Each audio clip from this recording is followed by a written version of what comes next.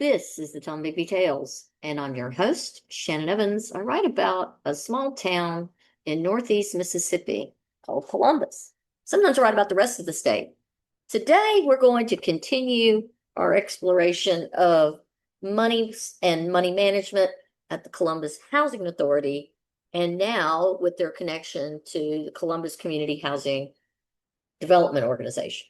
So, just to rehash, the Columbus Housing Authority is a government entity through which money passes from HUD in the to support the housing of indigent and marginalized communities here in Columbus, Mississippi. Um, they receive major funding from HUD in the form of lots of money. We're talking $1.2 million a year or more. Okay.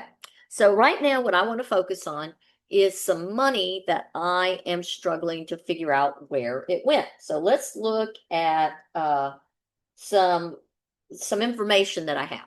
So first, I want to share with you what I got in a FOIA request. I asked for their banking for the Columbus Housing Authority. And so what I found in opening this one, this is from August of 2024, and I'll show you. See, it says it right up here. The statement is August 31st of 2024, and we're specifically looking at this account that ends in 1802 and their checks and withdrawals. So what we see is that somebody withdrew $75,000. So I went down and went, that's an interesting amount. It's an even number. Only one check was written, which is 1461 on August 19th for $75,000. So I scroll on down and, oh, there it is. It was written as a counter check. And as you can see this, it is signed by the current director, Robert Grathry. Yes, that's his signature. It was made out to cash for $75,000. Now, find it interesting it was made to cash. Now, was a check cut from that so that that money could be moved into another account? Why was it done this way and not with an electronic transfer? Why was it not done as a counter check of some sort? Not really sure why it was done this way. But anyways, there's $75,000. Now, what I would like to show you next is that in the board minutes, there's no mention of the $75,000 being removed or moved. So let's look. So I'm going to go. That was the 19th of August that was done. So now we're going to look at the August 28th board minutes. Now I've looked at the July board minutes. The month before, there's no mention of the $75,000. I'm looking at the amount in the July bank account for the Columbus Housing Development Organization, this CHODO that's mentioned right here, which is where they generally move money to, and we can see where they're moving money. Sometimes they move it into their checking account here, but that would be a Trustmark account, so there's no reason a cash check would be made to move money from one account at Trustmark to another account at Trustmark. They use web transfer all the time, and it always says internal web transfer. So that's not what this is. Clearly, that check says cash. You can see it right there. It says cash. So where?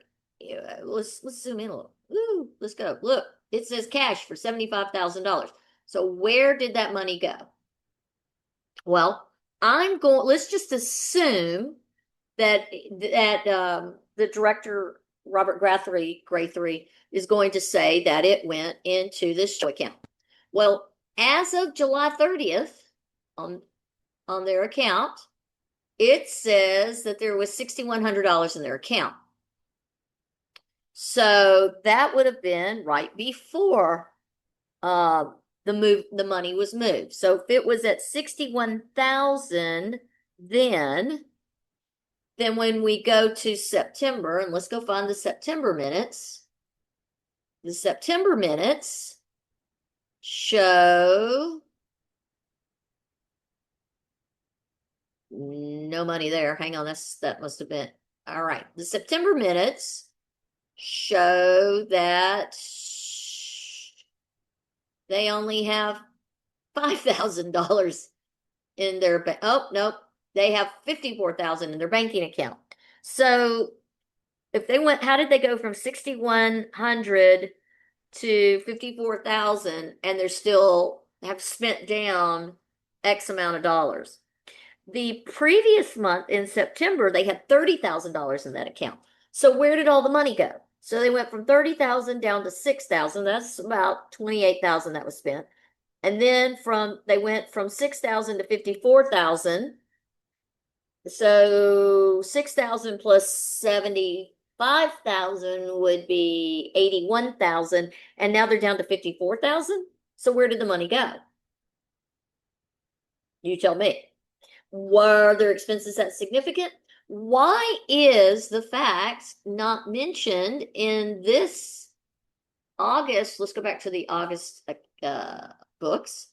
In August, there is no mention of the 75,000 being moved. Absolutely none. When I went to let's go to the August 18th, the September 18th, there's no mention of the 74,000 being moved. None whatsoever. Doesn't matter. It is not mentioned anywhere. And it doesn't matter if I'm even doing bad math. There's no mention to their board that he's moving money from one account to the other. None. There's definitely nothing showing that they moved money from this Trustmark account of $162,705 from their $2 million worth of money to their nonprofit. Where's this mentioned? Where is this indicated? Where is this notated? Nowhere.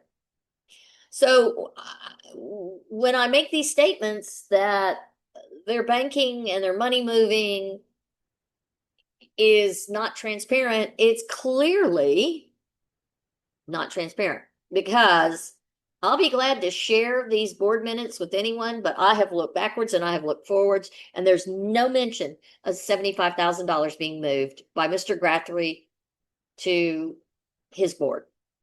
His board has no idea what's going on. His board had no idea that at the bottom of the 990s, it states that they had seen those 990s. And when I spoke with the director, with the board president of the Board of Commissioners about the 990s that I reported on yesterday, she said she had never seen those 990s and she never approved them. I would like to know where they were approved. I would like to know why their names are on them. And let's go back and look. I'll just show you one. I'll show you what's at the bottom. Remember I said they were in the negative on what they spend compared to what they bring in? Well, let's go to the bottom. This is even more concerning to me. It says right here, let's see if I can make this where you can see it. It says Form 990, Part 6, Section B, Line 11B. Each board member receives, reviews, and approves the return. Where are their signatures? Where have they seen these, and where is it reported that they have seen these? Because yet again, I can't find any mention of it in their board minutes. So if they exist in their board minutes, I can't find them.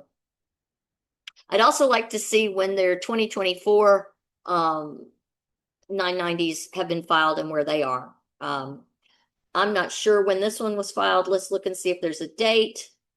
Because there's just so much going on that the transparency is non-existent. And it's very, very concerning that there is no transparency in this organization.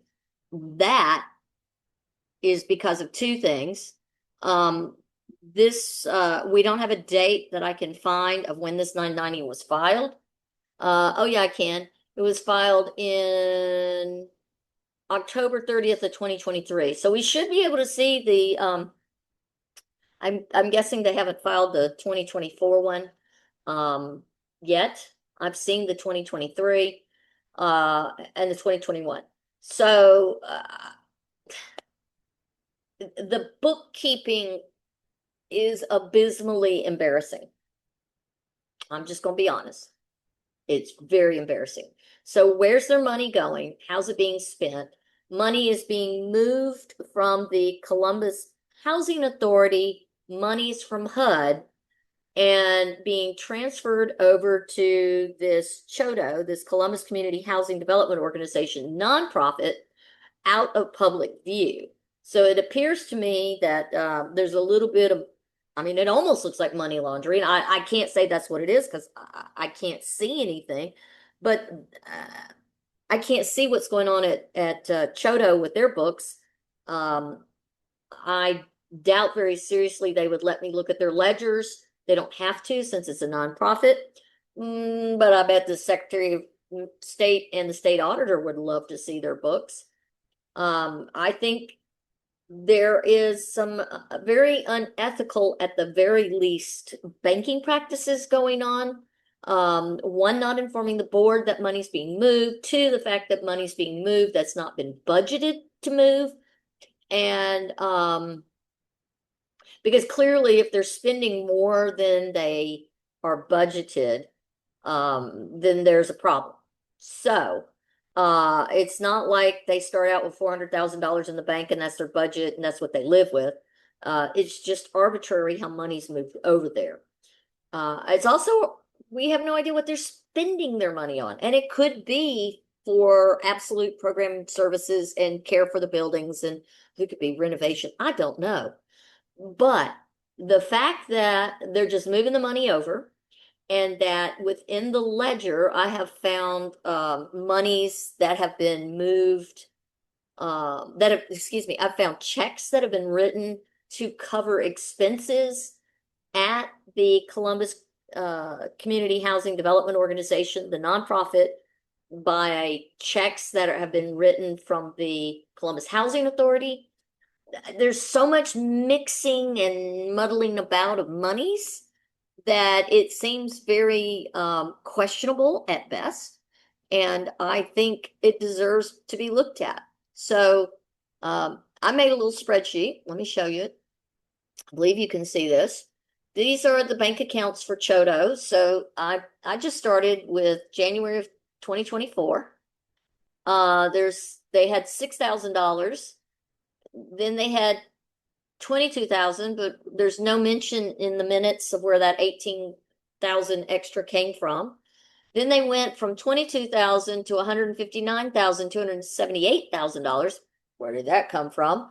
Then they went from there to 150,000. So, to 106,000, which means they spent 52,000. Then they were down at 85,000, so they burned 21,000 in that month. So I'm not sure how they spent 52,000 in 1 month. Then they spent 21,000. Then they spent 20,000. Then 35,000, and then they were down to that 6,100 that I mentioned in August 28th. Prior to that, August 28th was when the money was deposited allegedly. And so somehow they spent about $50,000 between a little bit more than $50,000 between August 28th and September 18th. That's, I think, about 30 days. And then they spent another $40,000 by October, and then they got infused with another $100,000. So I'm already at over $100,000, over $400,000 being deposited into their bank, I believe. So then they spend down and they spend 24,000, and then by January of 2025, between December 18th and January 28th, they spent $81,000. What did they spend it on? 81,000. And then suddenly they got another deposit of $20,000 or so. And then in March, they got $100,000 deposit. And then between March and April 30th of 2025, they spent $64,981.12. Wow. What are they spending it on each month? What costs that much to maintain? Since we have no idea. I think it's incumbent upon that board to start asking some questions, start looking at some ledger sheets, and start making some really serious inquiries and figuring out where their money's going, because ding dang, y'all, that's a lot of money they're spending. Anyways, hey, that's all I got for today. If you can figure out these monies, more power to you. I encourage you to do your own Freedom of Information Act public records requests to find out what's going on in your community.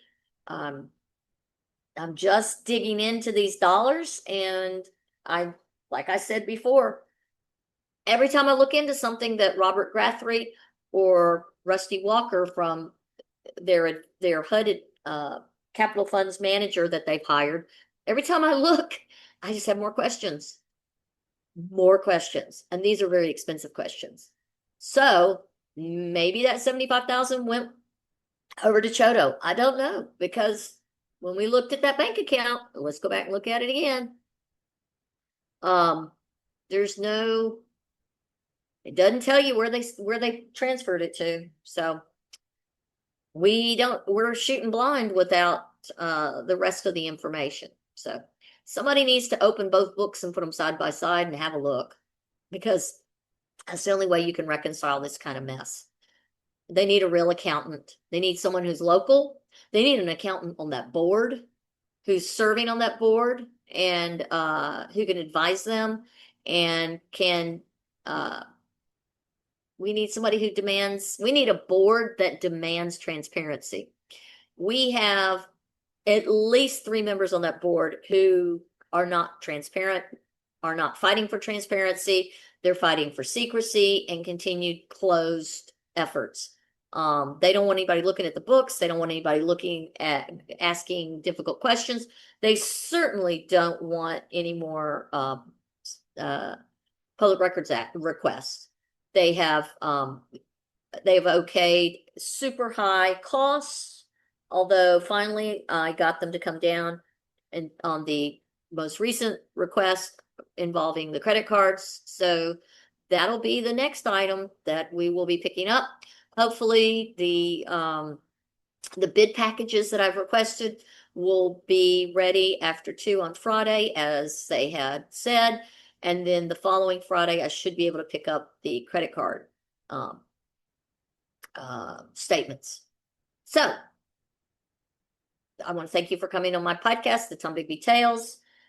If you are listening on your favorite podcast platform, the video will be on YouTube if you want to follow along with visual with visual representations where I point out these check images and the reconciliation sheets and the board minutes.